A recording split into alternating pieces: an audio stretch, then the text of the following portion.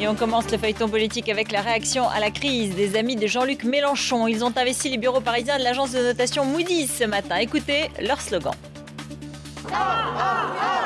Les Français ne sont pas des andouillettes. Pendant ce temps-là, tous les ministres ne triment pas pour réduire les déficits de la France. Il y en a qui, comme Éric Besson, le ministre de l'Industrie et de l'Économie numérique, se distrait en travaillant et teste, comme vous le voyez, la dernière console sans manette.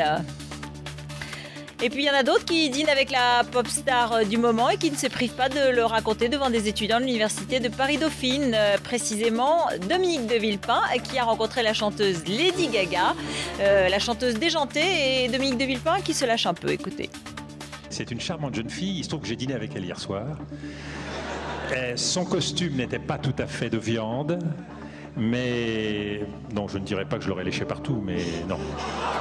Et que devient Ramayad? Elle est un peu perdue. Jean-Louis Borloo sorti de la course, difficile de trouver la prochaine cause à défendre.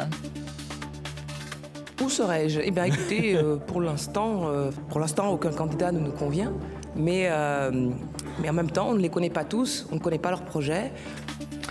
L'œil de Benjamin, c'est tout de suite. Il revient sur le marathon médiatique de Bernard-Henri Lévy, sur son implication, bien sûr, dans la guerre de Libye.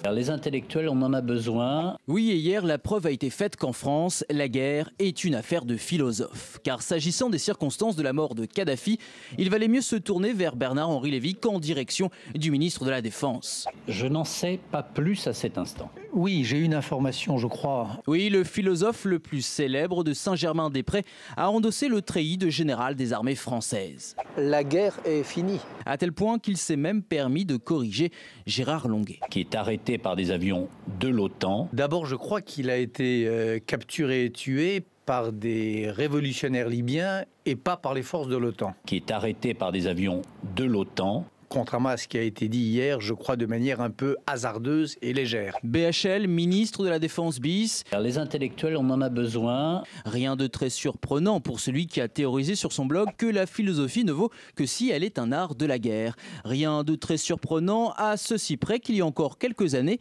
les conseils du philosophe de Saint-Germain-des-Prés n'étaient pas les bienvenus à l'Élysée. C'est bien beau les leçons de droits de l'homme et les postures entre le café Flore et le Zénith.